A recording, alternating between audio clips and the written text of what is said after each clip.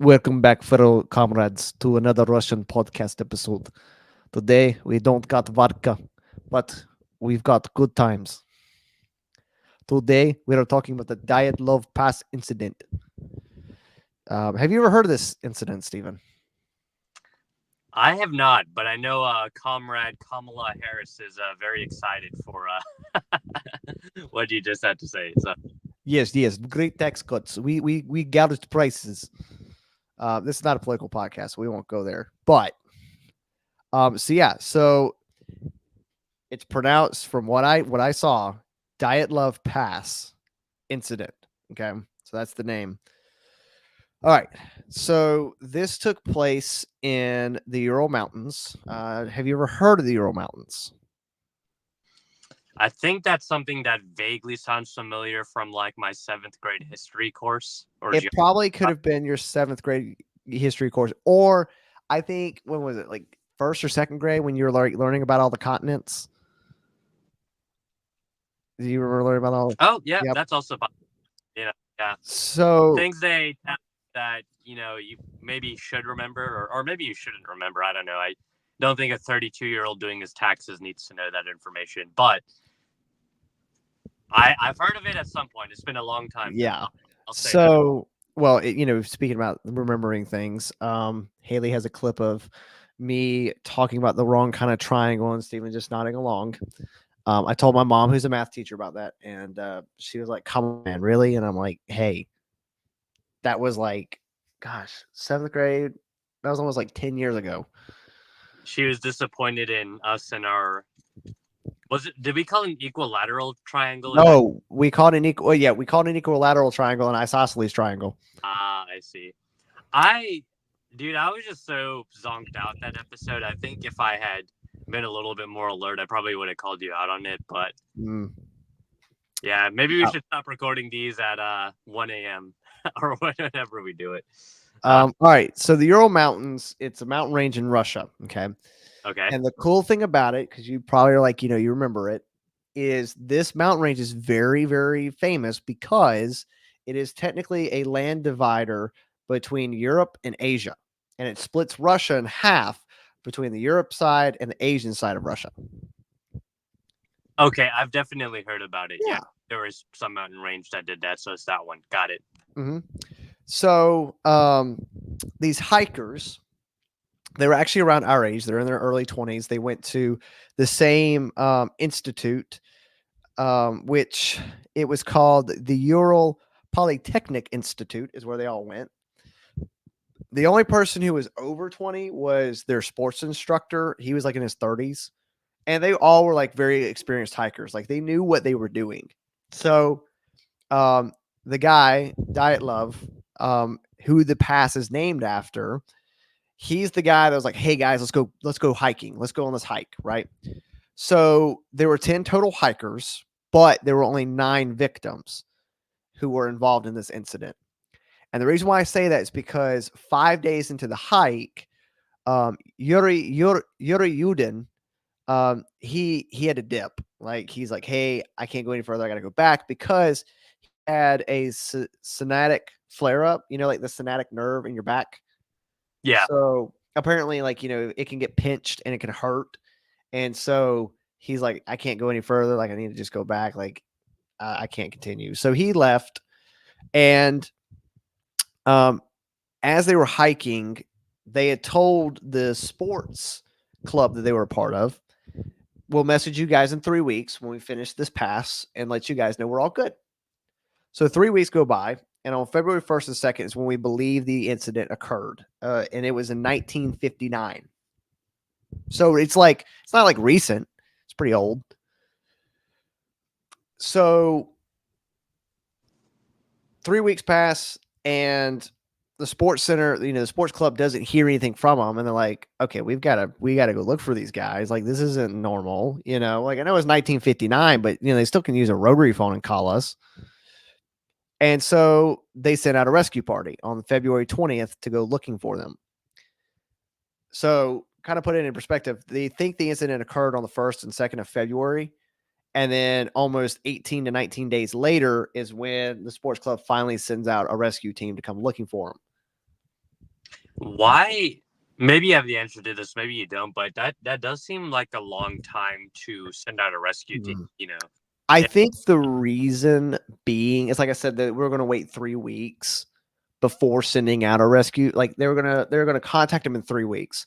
So it seems like maybe like 2 weeks before they were supposed to sign in or call in is when the accident could have happened.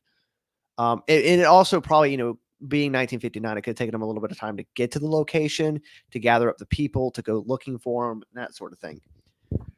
So they get to the spot and they're kind of like they're searching, they're looking, and it takes them a couple weeks to kind of look. And during this time, like I said, there were 9 victims. They only found 4, or they found the first 5 people. They found the first 5 victims. And from what I read, they were kind of like scattered. Some were like in a creek nearby, some were like in the woods nearby. And when they found their camping gear, it looked like they had tried to cut their way out of their tent. The Oh wow. first 5 victims that they found had various clothing. So like some had less clothing than others. Kind of strange.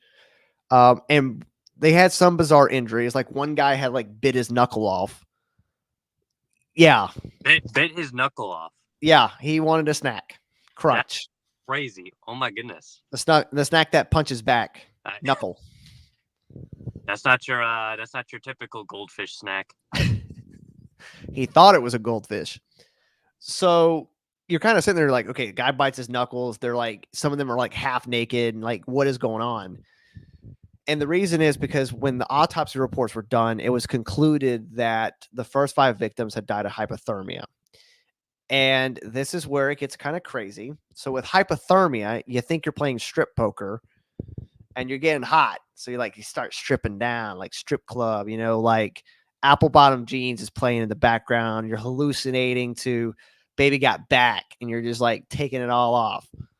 I've never been to a strip club, but is that I don't know. I don't know. I've never been to a strip okay? club. Anyway, Hey, Beyond the Strip Club with Stephen Will. What? I'm going to take Steven to a strip club, guys. That's what's going to happen. Haley's gonna make fun of us for sure. Oh, yeah. Okay, what were you saying? My bad. So the reason why this could happen is because with hypothermia, you start. This is where I'm kind of like, bro, our bodies are weird. God made us so weird. So you would think with hypothermia, you'd be getting cold and you'd want to put more blankets on. But with hypothermia, you actually start thinking you're hot and you start taking your clothes off. Oh, you know what? I think I have heard something about that before. Yeah. And apparently it can also kind of mess with your head. So the first 5 victims, they were very much like, okay, they died of hypothermia. That's why their clothes were being removed. That's probably why the guy's knuckles missing, because he was like probably had frostbite and maybe like bit off his knuckle to try to get rid of the frostbite, But things got weirder because that's only 5 of the victims. There's still 4 unaccounted for, right? Where are they at? So February 1st and 2nd is when we think it happened. February 20th is when search and rescues finally goes out there. You give it about 3 weeks. That's probably about mid-March is when they find the first 5 victims. The last 4 are not found till May. And that's because the snow had melted and a Mansi hunter, that's a native of the area, he discovered a snow den kind of buried in, and inside of the snow den were the final 4 victims. Wow, and this is about what, 3 months later? Because you said it Yeah. was February and now it's May. Yep. Okay, gotcha. So this is where it kind of gets a little weird because 3 of those victims did not die of hypothermia. How did they die? I'm going to butcher these names. Haley's going to put this in a compilation of William saying the wrong things. Because 1, I can't read my own handwriting, and 2, I can't speak Russian. But Brignall, I think that's how you pronounce his name. That's his last name. He had a severe skull fracture. And it was like so bad that there was like bone in his brain. Oh, wow. Yeah. Wow, okay. Okay. Zolo Taryov had a crushed in chest.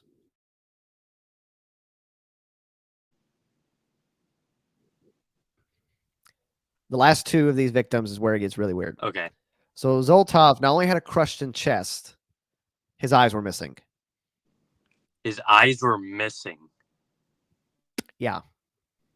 How? Oh my goodness, I have so many questions. But okay, so this is not your typical injuries for whatever you're thinking.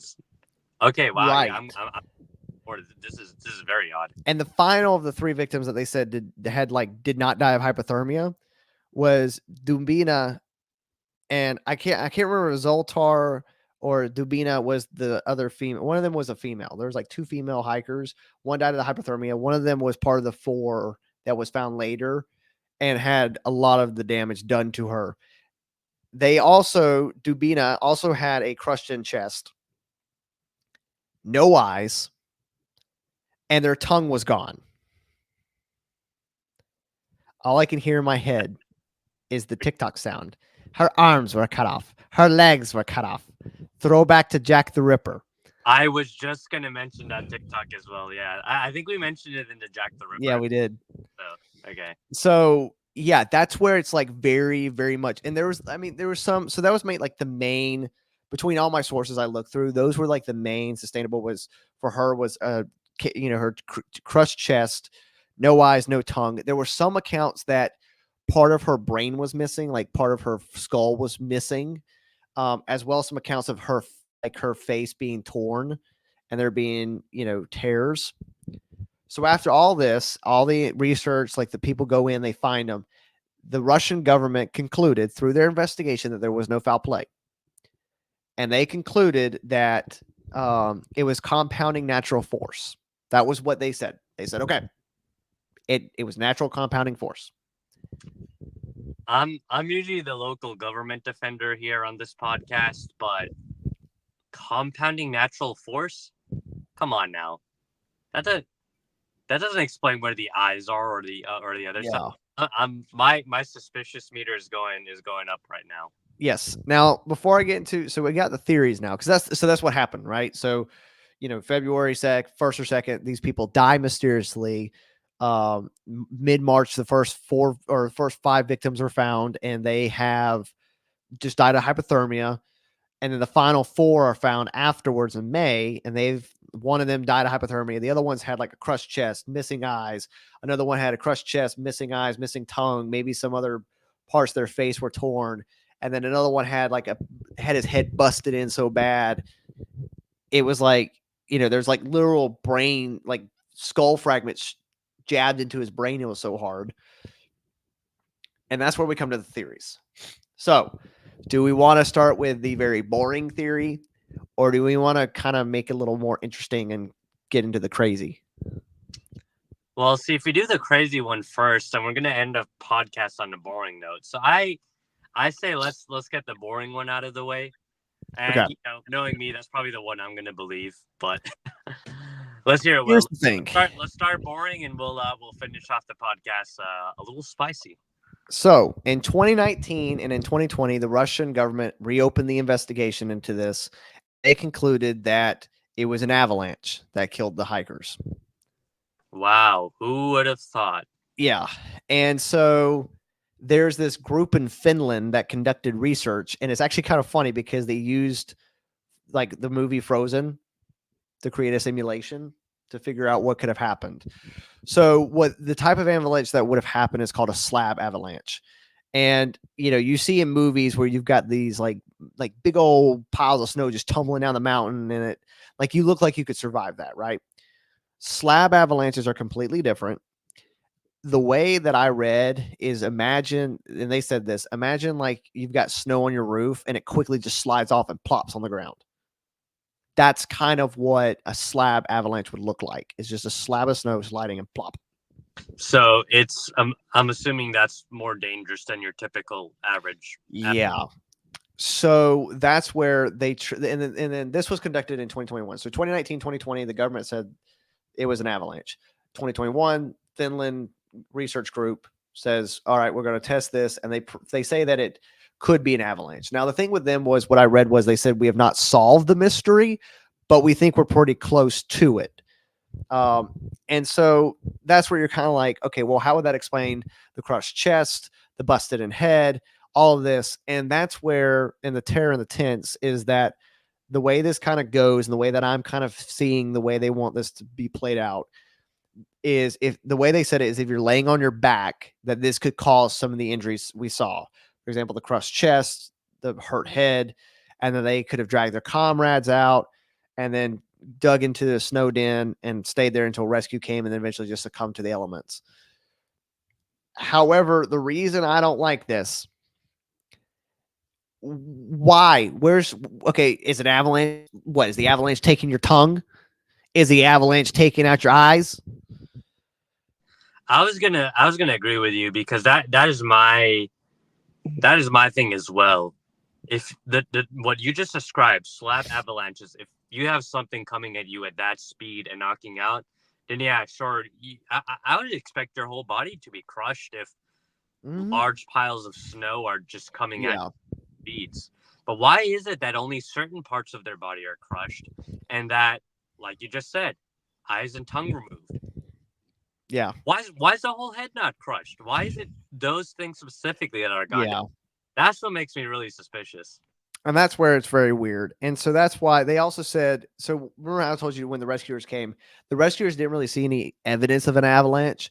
So the theory with this is that it's possible that between the time that the avalanche would have happened and the time the rescuers had found them, enough snow would have fallen to kind of cover up an avalanche. And I don't really like this answer because it, again, it doesn't truly explain everything, like the eyes missing and everything like that.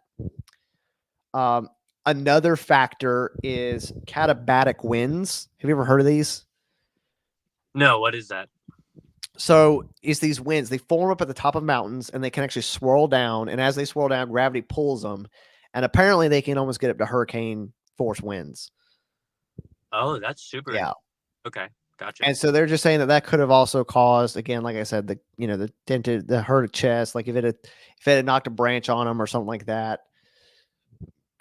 That's where some people think that could be. Okay, gotcha. Yeah, well, yeah, that makes sense. Hurricanes are no joke. So if a mountain's creating mini hurricanes and just launching them at you from Yeah. top, yeah, I'd imagine it would mess you up pretty good. So Yep. Now, before we get to some of the more believable crazy, because now we're going to get into crazy theories. Before we get into some of the more believable crazy theories, I've got some honorable mentions. Because when I was doing research for this, I literally looked up theories of what could have happened, and like a lot of them were talking about the I avalanche theory. I want to say something before you continue. I just find it funny that you say the crazy theories are the believable ones. I just wanted to make that point. Well, some of them, like because for those of you who don't know, whenever I do my notes and everything before I film with Steven, I actually sit down with my wife and I have her pretend to be the audience, and I'm like, all right, what do I need to add? What do I need to do? And one of these, she said, you know what, I actually could see that being plausible, and Okay, it's one of the crazier theories. that's fair. I'm not So, saying his wife's name on the podcast. I might have before, but yeah, I trust that lady. She's I oh trust yeah, too. I trust Will too, but Will's a little kooky. So when his wife says something, I'm like, okay, if she's believing it, there might be something to it. So yeah. So I've got some honorable mentions because when I was doing my research, and I actually found like a website that had all of these different thousands of crazy theories. Like some of them were like, and they were broken up into two, where it could be like this is something natural, and then this is like murder crime. And like one of them was talking about like the KGB was involved. Um, which I was like, that's kind of funny. The KGB. oh, Um, I lost connection for a second there. no, you're good. You kind of just froze and were just kind of like staring at me as I was talking about the Uh, KGB. KJ, okay, you said the KGB were involved. Yeah, so some people were saying that they were like being targeted by the KGB, and Man, okay. I Well, don't know.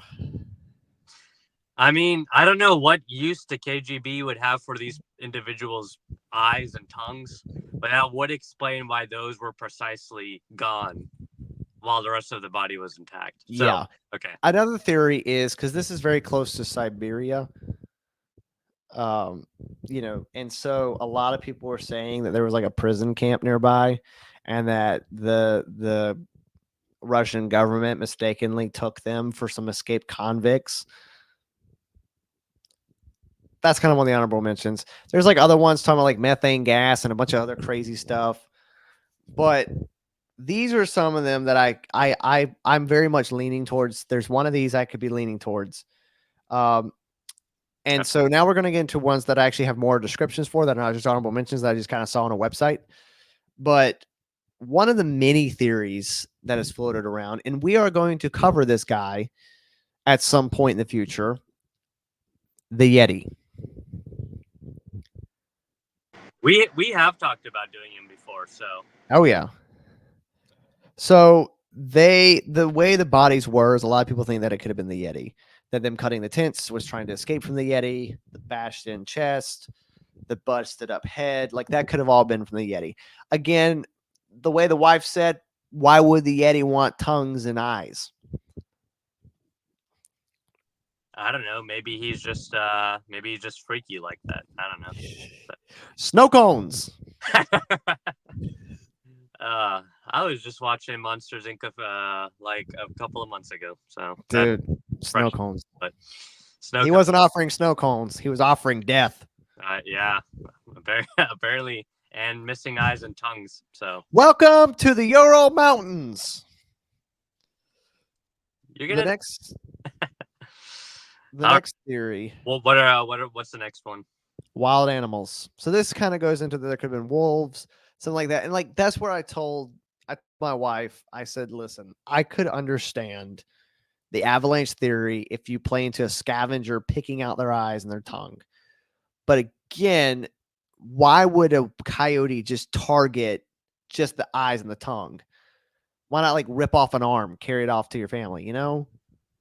Yeah, I would imagine a wild animal is probably going to go for a little bit more. I could see maybe the case that eyes and tongues are easier to remove. Yeah. But I don't know. I would expect to see maybe some bite marks or claw marks on other parts. So, yeah. Well, as I'm hearing these theories, I'm slowly coming to my own conclusions, but I want to keep hearing them. But yeah, I got two more theories. All right. So the last two theories I got. There were some reports that I'd seen that had stated that there was like radiation residue on their clothing, which has led many people to believe that they happened to be in the wrong spot at the wrong time. And that because this is 1959, the Russians were possibly testing some weapons. And they happened to be in the wrong place at the wrong time. Stranger Things confirmed? A Demodog. I know, right? I'm Doug Demodone. Demodog or Demogorgon or whatever other creatures they have in that show. I'm Doug Demodone. Welcome to the Upside Down, where I've got my Doug dog, my Demodog, and my Demogorgon. There you go. All here inside the Doug Demodone dome. We've mentioned Stranger Things a couple of times on this podcast. They're actually, not to get off sidetracked, but there will be eventually an episode where there is a conspiracy theory about a certain U.S. project, which some say inspired Stranger Things. Ah, okay. And I know, we want to talk about a certain event in the 80s too. So if you're a fan of the 80s, stick with this podcast. We got some groovy stuff coming on. Oh wait, that's the 60s. That's it. Yeah, I was about to say.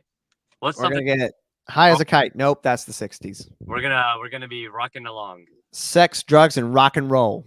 There you go. Isn't that 70s?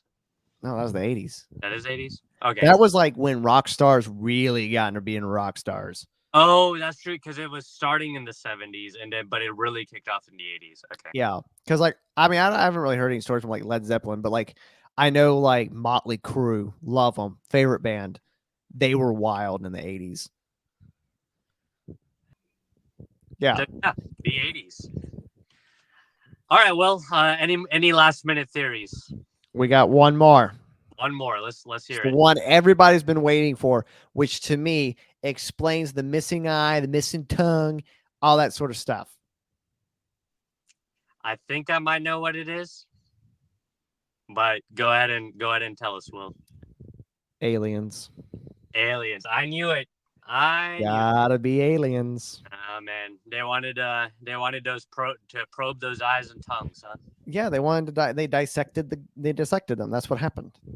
Hey, whatever it takes to find out about humans. So So that's kind of all. I mean, there's like so many crazy theories out there. Like that's the thing is like with this, the Mary Celeste, Roanoke, trying to think of when we cover Atlantis, like all these kind of things. The problem with them is there's no survivors. There's nobody to tell the story, so we don't know what happened. right. So it like leaves you to wonder. Well, I'll say which theory I think it was, and then you can say which one you think it was. But I am leaning more towards they were attacked by some kind of people, whether that was the KGB, whether that was some other governmental organization, and then the Russian government was covering it up. Uh, to me, the type of injuries they sustained, and the type of things they were doing. Uh, I think an avalanche probably did happen too, but I think that ended up being a convenient cover up for what actually happened to those guys. But that's the one I'm actually leaning towards the most being true. But what about you, Will? What are your thoughts? What do you think happened? See, I would lean definitely towards the avalanche theory, but I don't want to because there's so much we don't understand. The I missing tongues, the okay, missing eyes, the way that they were, laid out and found. It almost makes me want to believe Yeti, you know, if like or some wild animal attacked. And I mean, and if you want, like, and you could try to say maybe the tongue had frostbite and he accidentally bit his tongue off. Something like that could have happened with the tongues. The eyes, I'm not too sure about. Something probably could be explained there, and that could be where you kind of could go wild animal. But if you want to be crazy like me, you'd be like, no, it's the Yeti. However, with the missing eyes and missing tongues, one of the only theories I think that kind of could make some sense is aliens. So I'm torn. I'm torn between Yeti and aliens. there you go. There you go. What if it was an alien Yeti? An alien Yeti. That is quite the theory, my friend. Because, to be fair, Bigfoot is an alien Yeti because, they do say that Bigfoot kind of came over here illegally. He's an illegal alien. Oh man, do we need to deport him back to Yes. Yeti land? Asia. Send him back to Asia. No hesitation. Just get rid of the Deport. Now, vote me for president of 2028. I will deport Bigfoot and Sasquatch. Sasquatch will go back to Canada. Bigfoot will go back to Asia. You will deport all the cryptids. Oh man. Send them to England. Gosh, I'd be sad if all the went away. No, but not for the reason you think. Okay. I will deport all cryptids except for the bell witch, the knot deer. Who else has Stephen flirted with? Oh man, I will deport those two to Steven's sex dungeon in his mom and dad's basement. I walked myself into this one, didn't I? You did. You heard it here. Vote me, 2028. I will deport all the cryptids that Steven thinks are sexy to his weird dungeon in his mom and dad's basement. Oh boy. At the risk of any more weird sex rumors being started about me, I think that does it. So, Will, any last minute thoughts, comments, questions, concerns before we wrap this one up? Well, this will be my last episode for about 2 weeks. Yep, so, I'll be up starting next week. So, yep, we got 2 very controversial topics to cover. We sure do. Around anniversaries of certain topics. Indeed. Yeah, we're going to be those people. And we're going to talk about how 9/11 was a conspiracy on the anniversary of 9/11. There we go. We'll have 2 sides. Don't worry. And listen, you could probably guess between me and Will who's which side. But yeah, we'll be getting into it. So. Oh yeah. Which, to be fair, South Park did say that I think it was South Park, like Family Guy, one of those shows. They were like, if you wait, it's like 22 years is the time frame you got to wait before you can start making jokes about certain topics. It's been 22 years, well over 22. I was about to say it's been it'll be 23 years now. Yep. And then next week's topic is also being covered near an anniversary of a topic, which is Diane's death. So for all you girlies out there, yeah, we're gonna be covering your gal pal and how Prince Charles had her murdered. Oh yeah. So stay tuned. Keep watching Beyond the Campfire. Share it with all your friends, and we will see you all next time. Yep. Y'all have a good weekend. Don't drink and drive. All right, s'mores. Don't do that. But if you do, we didn't tell you to.